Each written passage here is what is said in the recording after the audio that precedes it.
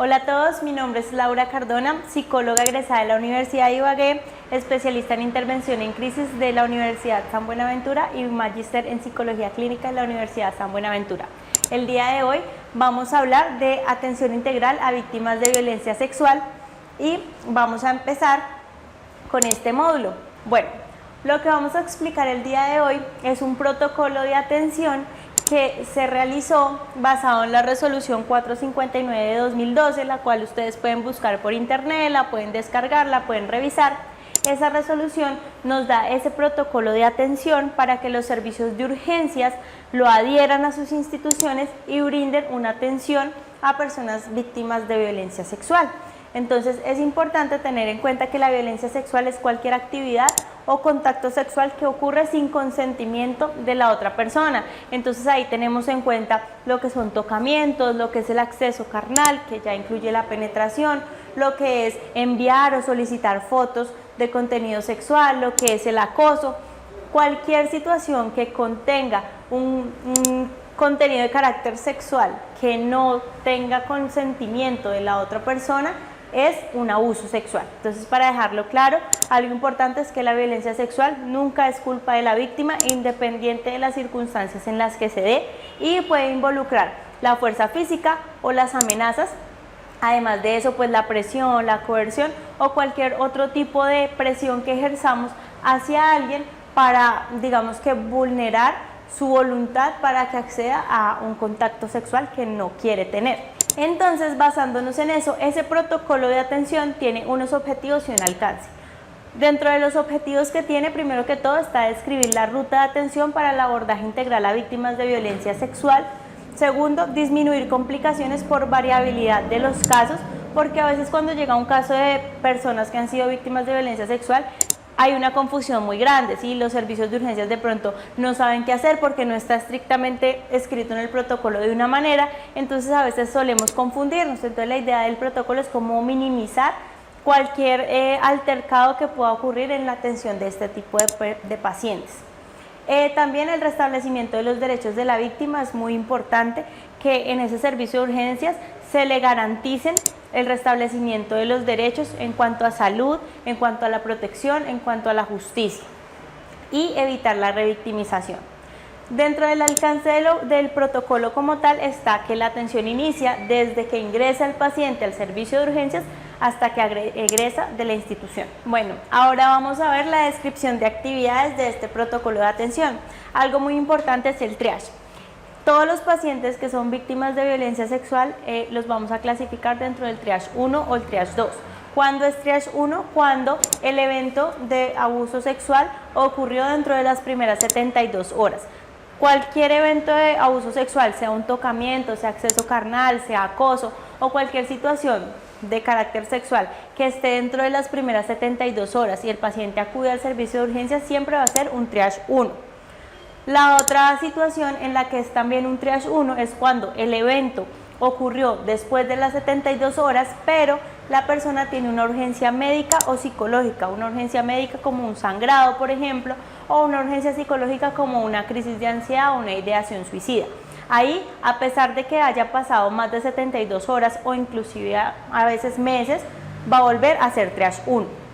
Cuando lo clasificamos como triage 2, cuando este caso ocurrió después de las 72 horas y no hay ninguna urgencia ni médica ni psicológica. Hay que tener en cuenta que estos pacientes nunca se deben clasificar como un triage 3 y mucho menos ser devueltos a su EPS para hacer gestiones administrativas en otro momento.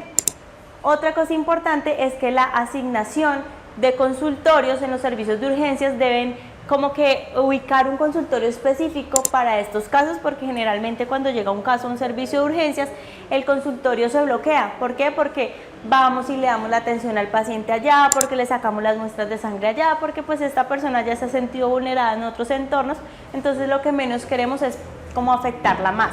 Por lo cual, esta persona va a ser ubicada en un consultorio que los servicios de urgencias deben tener ya designado en su protocolo institucional. También se clasifica según color.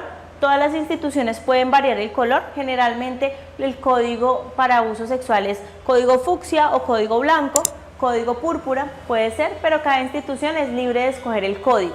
Lo que es importante es que el código sirve para evitar la revictimización y evitar estar hablando como de que es una paciente o un paciente víctima de abuso sexual.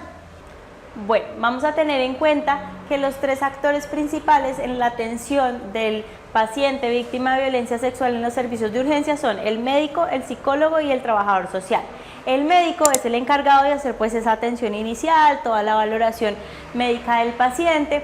Hay ya unos protocolos establecidos en cada institución para que el médico pues haga la atención, si tiene que recolectar muestras. En los servicios de urgencias deben tener un kit de medicamentos profilácticos y un kit para recolección de muestras. Ese kit trae corta uñas, trae tubos de ensayo, trae papel craft, trae todo, digamos que el material para poder recolectar las muestras pertinentes, pues de ser el caso en el que lo requieran. Ese médico también va a ser pues el encargado de ordenar esos laboratorios, que son todas esas pruebas iniciales que se le envían al paciente para posteriormente iniciar las profilaxis o los medicamentos que le damos a la persona para evitar un contagio de alguna infección de transmisión sexual. El psicólogo es el encargado de brindar primero que todo la atención en crisis al paciente y también una atención a la familia o una intervención grupal para pues poder también estabilizar ese núcleo familiar que a veces se puede ver afectado por la situación que está viviendo la víctima. El trabajador social es el encargado de hacer los reportes pertinentes. Entonces tenemos dos tipos de reportes, el reporte de protección y el reporte de justicia. Cuando hacemos reporte de protección, cuando la persona corre riesgo en el entorno. Entonces muchas veces una persona es víctima de abuso sexual por un miembro de su familia. Cuando ese miembro de la familia está de pronto en el mismo entorno en donde vive la persona, a esa persona se le tiene que garantizar una protección, y esa protección se le garantiza primero haciendo los reportes a la comisaría de familia, que sería el pertinente en ese momento, y teniéndolo en el servicio de urgencias hasta que podamos garantizarle que esté pues bajo un cuidado y que no corra un riesgo en el entorno. También reportamos a entidades judiciales como la Fiscalía o el CAIBAS, y también al bienestar familiar, siempre y cuando el abuso sexual sea para un menor de edad y que no esté dentro del entorno familiar el victimario. Aquí vamos a ver esa descripción de actividades ya un poco más específica. Entonces, ¿qué laboratorios va a solicitar el médico? Entonces, primero que todo, solicita la toma de prueba rápida de embarazo si se trata pues de una mujer, VIH 1 y 2, que son pues para confirmar con esa segunda prueba. También la hepatitis toma los antígenos y los anticuerpos posteriormente, y la serología para sífilis y frotis vaginal. Si pues también considera un frotis anal o pues algo más que considere la persona o el médico, pues en ese caso tiene que evaluar el caso y ver qué otros exámenes requiere la persona en ese momento. Esos exámenes solamente se van a tomar si el caso de abuso es confirmado. ¿Sí? Si la persona refirió que fue víctima de abuso sexual y que hubo un contacto de fluidos o que fue un acceso carnal, ¿sí?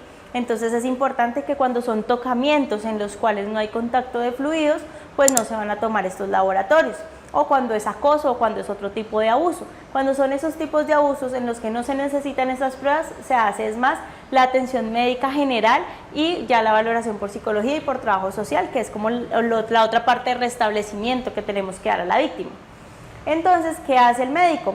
Ordena la administración del anticonceptivo de emergencia, que es el famoso post-day. Lo ordena siempre y cuando la prueba de embarazo haya salido negativa y esté dentro de las primeras 72 horas de haber ocurrido el evento. También da la asesoría para el dispositivo intrauterino si es necesario. Dado caso que la persona esté en embarazo, es decir, que la prueba de embarazo salga positiva, el médico debe hacer la asesoría para interrupción voluntaria del embarazo. Entonces debe educar a la persona y comentarle que dentro de las causales para interrumpir el embarazo está el hecho de haber sido víctima de violencia sexual, entonces que puede decidirlo si no quiere ahora más adelante, y puede decidir interrumpir el embarazo en algún momento si cuenta con la denuncia pues pertinente para este caso. También el médico lo que hace es iniciar la profilaxis para infección de VIH. Entonces, esta profilaxis la va a dar solo si la prueba de VIH sale negativa. Por eso es importante que el médico ordene todos los laboratorios recién ingresa la persona para que tenga el tiempo de que salgan los resultados y ahí sí saber si inicia o no inicia la profilaxis. Porque es importante que el médico ordene esta profilaxis si la prueba sale negativa, porque el VIH es un virus que tiene una ventana inmunológica de 3 a 6 meses, es decir, que si una persona se contagia el día de hoy, no va a salir positivo en su prueba hasta después de 3 o 6 meses. Entonces, si la persona sale negativa el día de hoy, está a tiempo para iniciar la profilaxis porque pues no traía un virus de antes. Ahora, si la persona tiene un resultado positivo o reactivo en la prueba de VIH, significa que esta persona ya venía con esta enfermedad previamente, entonces no hay que darle profilaxis. Ahí lo que se hace es que se reporta la persona con digamos que el encargado como tal en la institución. Cada institución tiene una persona que es el encargado como de epidemiología, y esta persona es quien reporta al paciente a la EPS para que lo ingresen en un programa de tratamiento crónico como tal. ¿Listo? Entonces, otra cosa importante es la profilaxis para las infecciones de transmisión sexual. Entonces es así, se da en dosis única, el médico la ordena al inicio del tratamiento cuando ingresa el paciente, y ahí lo que hacemos es evitar que el paciente también pueda desarrollar algún otro virus. Algo importante con el VIH es que los pacientes deben tomar profilaxis por 28 días o 30 días, más o menos el tratamiento es por un mes. Entonces esos medicamentos, como lo decíamos anteriormente, en cada servicio tienen un kit de medicamentos, en cada servicio de urgencias. Esos medicamentos se le deben entregar todos en su totalidad al paciente de una vez. Al paciente no se le puede dar salida y decirle que vaya y transcriba la orden a la EPS, o que vaya y que en la droguería de su EPS le dan los medicamentos. No, si nosotros destapamos ese kit de medicamentos para dárselo al paciente, tenemos que darle todos los medicamentos completos para que se vaya y se los siga tomando. ¿Por qué? Porque eso va a depender que la persona no desarrolle un virus. Entonces es importante no ponerle barreras a la atención, ¿sí? Y poderlo facilitar lo más que podamos. Otro medicamento que entra dentro de la profilaxis es la profilaxis para hepatitis B, que está la inmunoglobulina y la vacuna para hepatitis B. Entonces en esta pues depende del examen de hepatitis B. Si los anticuerpos son menores a 10, entonces el médico decide pues poner estos medicamentos. Esos medicamentos generalmente son de alto costo y no están permanentemente en una institución de salud porque pues se vencen rápidamente y no son usados con frecuencia. Entonces lo que hacen en las instituciones de salud es que lo solicitan y el medicamento llega cuanto antes. Por eso a veces cuando el paciente requiere este medicamento debe esperar o debe ser garantizada la atención en urgencias hasta que se le garantice que tenga este medicamento. Cosas para recordar: que el paciente siempre debe egresar del servicio de urgencias con orden de sugerencia para medicina general y psicología a los 15 días, 30 días, 3 meses, 6 meses y 12 meses. Esto porque pues es importante que al paciente se le haga un seguimiento por la EPS, tanto de las infecciones como de su estado emocional y de su estado pues médico general. Otras órdenes que puedan ser requeridas pues para el paciente, pediatría, ginecología, solamente si lo requiere, pero recordemos que el médico general está en toda la capacidad de poder atender un caso de violencia sexual sin necesidad de ser interconsultado a pediatría o a ginecología o a urología o a cualquier otra especialidad, solamente en caso de ser necesario. Otras cosas que debemos tener en cuenta es que es importante que cuando se vaya a realizar cualquier procedimiento con una víctima de abuso sexual, le presentemos nuestro nombre, nuestro cargo, le expliquemos lo que vamos a hacer, le pidamos su consentimiento. Esto es muy importante porque la persona, como decíamos, que ha sido víctima se siente como un objeto. Entonces es importante pedirle permiso hasta para canalizarle, pedirle permiso para poder de pronto hacer un procedimiento adicional, para hacer el examen ginecológico, por ejemplo, que es algo molesto o incómodo para una paciente. Entonces siempre es importante explicarle y pedirle el consentimiento. Otra cosa para tener muy en cuenta es que revictimizar no es preguntarle a la persona lo sucedido. Tenemos una falsa idea de que revictimizar es cuando le preguntamos muchas veces a la persona lo sucedido, y no es así. Entonces, ¿qué es revictimizar? Es, por ejemplo, tratarlo con discriminación, hacerle sentir que el abuso fue su culpa, preguntarle detalles cuando no sea necesario. Entonces, por ejemplo, el médico general tiene que preguntarle muchos detalles porque es importante para la historia clínica, para saber qué muestras recolecta, para saber cómo va a proceder en su atención. el psicólogo debe preguntarle cosas también, porque también necesitamos saber cómo vamos a brindar esa atención. Ahora, no es momento de preguntarle a la persona si está sentado, no sé, ya en el pasillo esperando la salida y que llegue de pronto el personal de enfermería a preguntarle. Ya ahí no es pertinente. Entonces, revictimizar no es preguntarle, siempre y cuando el contexto pues sea con el objetivo de poderle ayudar o brindar una atención. Otras cosas para tener en cuenta es que nosotros como entidades de salud no somos entes judiciales. Nosotros solamente nos encargamos de brindar una atención independiente de la opinión personal que se tenga respecto al caso, ¿sí? Muchas veces hay una opinión personal frente a la situación, entonces decimos, no, pero es que esta persona, ¿cómo no le iba a pasar esto si tal y tal? O no, eso debe ser mentira por esto y lo otro. Y resulta que no podemos hacer eso porque nosotros no somos entidades judiciales. Es más, nosotros lo que hacemos es describir y brindar esa atención, más no decimos si es verdad, si es mentira, si es culpable o si no es culpable. Eso se lo dejamos a las entidades judiciales, que para eso nosotros hacemos esos reportes. Si el paciente refiere que ya no fue víctima de abuso sexual, se arrepiente, o sea, esa persona ya nos había dicho que sí, después dice, no, mira, no fue mentira, lo hice por tal cosa, pues independiente de eso, el caso o la ruta tiene que seguir activa, es decir, se hace todo lo que se tiene que hacer, se solicitan las muestras, se continúa con el examen, se continúa con la valoración de psicología, se continúa con los reportes. Primero que todo porque esa persona puede estar diciendo que no fue víctima de abuso sexual por alguna razón, porque lo estén amenazando, porque le estén de pronto dando dinero, porque en realidad sea mentira, pero independiente de eso, esa persona también debe asumir la consecuencia de lo que esto implica.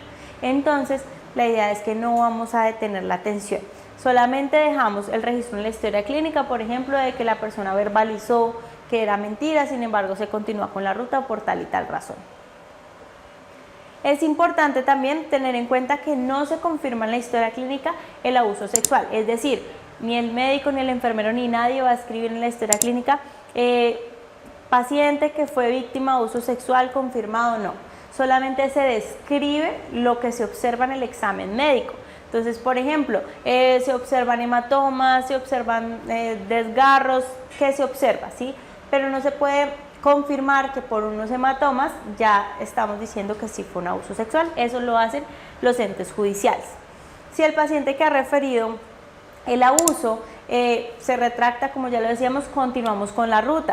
Si la persona no muestra signos físicos o emocionales de que fue abusada, por ejemplo, no tiene ninguna lesión en su cuerpo o al contrario de pronto está contenta, riéndose, nosotros no somos entes judiciales como lo decíamos ahorita, entonces no podemos tampoco detener la ruta, continuamos con la ruta, pero describimos en la historia clínica lo que vemos.